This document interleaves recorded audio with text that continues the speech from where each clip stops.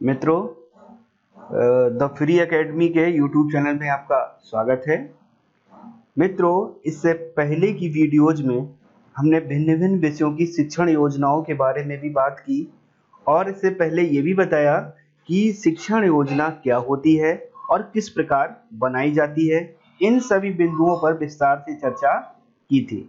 अगर मित्रों वो वीडियो आपने नहीं देखी है तो आप डिस्क्रिप्शन बॉक्स में जाकर उन वीडियोस के लिंक से उन वीडियोस को देख सकते हैं और इन जो प्लान्स जो भी हैं, इन प्लान्स की पीडीएफ को भी आप डिस्क्रिप्शन बॉक्स में दिए गए लिंक के माध्यम से पीडीएफ डाउनलोड कर सकते हैं।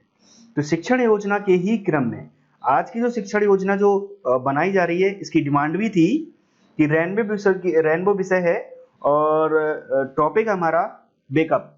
ठीक है, ये प्रथम पार्ट है ये रेनबो का। तो इस पर मैंने एक शिक्षण योजना को बनाने का प्रयास किया है जो आप सब लोगों के सामने उपस्थित है। तो आइए सीखते हैं। सबसे पहले किसी भी शिक्षण योजना में सबसे पहले जो हम बनाते हैं वो एक बॉक्स जिसमें कि डेट, क्लास, सब्जेक्ट, टाइम, ये सब चीजें मेंशन करते हैं और उसके बाद जो इम्पोर्टेंट जो बिंदु आता है या जो अहम बिंदु है किसी भी शिक्षण योजना का। और एक बात और कि रेनबो जो है एक इंग्लिश का सब्जेक्ट है, तो आप ये ना समझे कि हमारी पूरी शिक्षण योजना जो है वो इंग्लिश में ही होनी चाहिए। आप जो है आप अपनी सुविधा के अनुसार इसमें हिंदी और इंग्लिश के मिश्रित शब्दों का भी प्रयोग कर सकते हैं। तो फिर जो है उसको फिर बनाते हैं जैसे कि मैंने बनाई है। लर्निंग आउटकम्स, किसी भी शिक्षण योजना के लर्निंग आउटकम्स जो है वो मेन बिंदु होते हैं। तो इस टॉपिक के जो मेन बिंदु जो है या जो उद्देश्य जो है हम लोगों को उसको सिखाने का, वो ये मतलब मैंने दिया है कि the child is able to recite poems, rhymes from the textbook individually and in the groups with the proper expressions।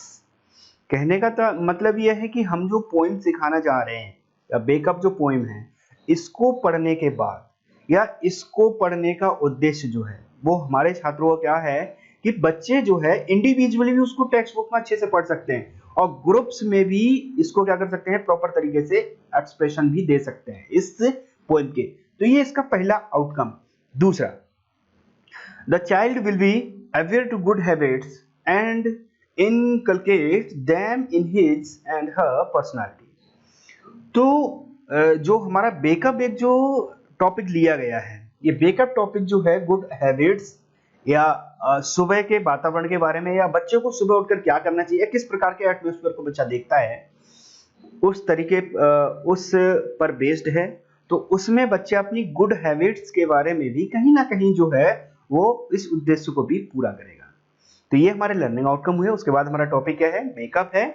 और उसके बाद आता है required learning materials. Required learning materials को आप जो है अपनी टीचिंग प्लान्स के आधार पर सहज बनाने के लिए कुछ भी प्रयोग कर सकते हैं। अगला बिंदु आता है रिक्वायर्ड लर्निंग मटेरियल्स। आप अपनी शिक्षण योजना के आधार पर या आप अपनी शिक्षण योजना को सहज और आसान बनाने के लिए किन किन शिक्षण सामग्रियों का प्रयोग कर सकते हैं, वो इस टीचिंग प्लान में आप इसका प्रयोग कर सकते हैं। जैसे कि यहाँ पर मैंने बनाई है चार्ट, टेक्स्ट बुक, दीक्षा ऐप, ईटीसी। इसके अलावा आप कुछ भी प्रयोग कर सकते हैं जिससे कि आपकी शिक्षण योजना आसानी से बच्चों की समझ में आ जाए। उसके बाद आता है teaching learning process and activities. तो अब हमें इसको स्टार्ट करना है। तो बेकअप चैप्टर को प्रारंभ करने के लिए हम बच्चों को जो है एक कक्षा को शुरुआत करने के लिए किस प्रकार से बच्चों के सामने मतलब बताने हैं या क्वेश्चनिंग करनी है, वो इसमें लिखा है या मैंने जो बनाया है वो क्या कि शिक्षक छात्रों से मॉर्निंग में उठने के बाद अपने सराउंडिंग्स में क्या क्या देखते हैं, सुनते हैं, उस पर क्या करते हैं, डिस्कशन करेंगे। ठीक है, जैसे कि हम मॉर्निंग में उठकर छात्र क्या देख रहे हैं, पक्षियों को देख रहे हैं, पेड़ों को देख रहे हैं, फूलों को देख रहे हैं।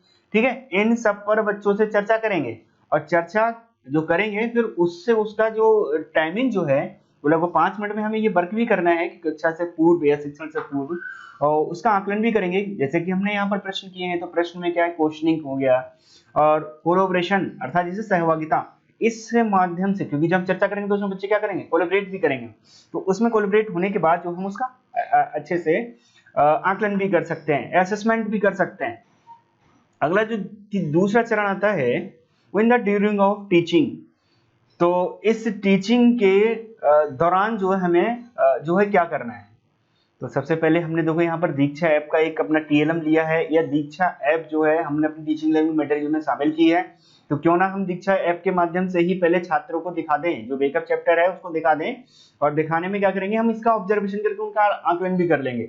और दूसरा ये भी करेंगे कि शिक्षक छात्रों को वेकअप पोएम को पूर्ण हाव भाव के साथ में पढ़कर सुनाएंगे तथा छात्रों को अर्थ भी बताएंगे, और इसका क्या महत्व है, इस पोएम को पढ़ाने का क्या महत्व है, ये भी छात्रों को बताएंगे। और छात्र जो है आपकी बात को पूर्ण तल्लीनता के साथ में सुनेंगे, और आपके साथ में जो है कोलैबोरेट होकर भी आप जो उसका आकलन करेंगे, जो भी छात्र आपके साथ में जुड़े हुए हैं। उसके बाद आता है in the end of teaching. भाई टीचिंग के एंड में जो हम क्या करेंगे, टीचिंग के एंड में हम जो है एक्टिविटी भी कर सकते हैं, या जो हमने सिखाया है उसको जो है वो मतलब उसमें से बच्चों के लिए पूछ सकते हैं। जैसे क्या है कि शिक्षक श्याम पट पर कुछ कठिन शब्दों को लिखेंगे तथा छात्रों से उन्हें पढ़ने को कहेंगे। ये प्रक्रिया छात्र को बोर्ड पर पॉइंटर के माध्यम से करेंगे। भाई हमने कुछ शब्द लिख दिए बोर्ड पर, अब छात्र को बुलाएंगे और कहेंगे भाई इन शब्दों को पढ़ो।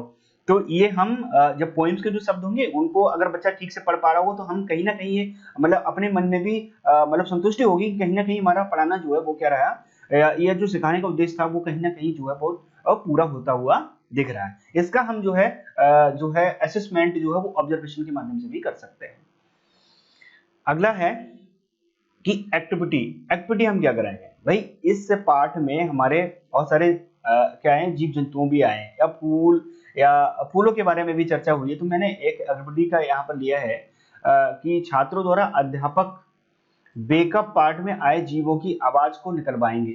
ठीक है, जैसे काऊ, भाई काऊ की आवाज निकलवा सकते हैं छात्र, जैसे कैसे बोलती है, मॉ मॉ, ठीक है, इस तरीके से बोलती है।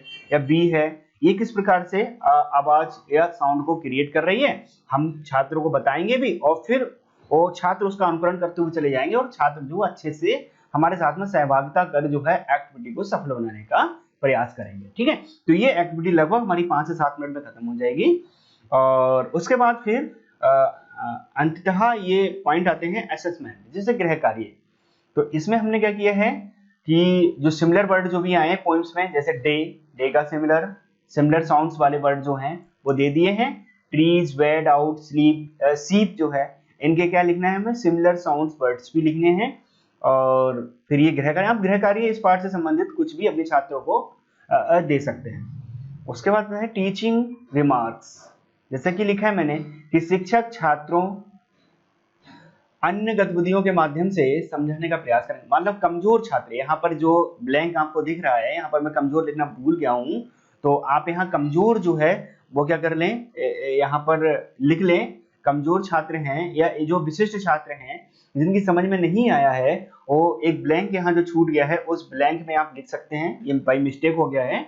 इस में आप जो कमजोर या विशिष्ट छात्रों को एक्टिविटी के माध्यम से समझाने का प्रयास करेंगे तथा मोबाइल के प्रयोग से भी सिखाने का प्रयास करेंगे। ये तो भाई आजकल की डिमांड है कि ICT का प्रयोग जो है वो हमारी टीचिंग लर्निंग मटेरियल्स में होना चाहिए, और वो हमें करना भी चाहिए।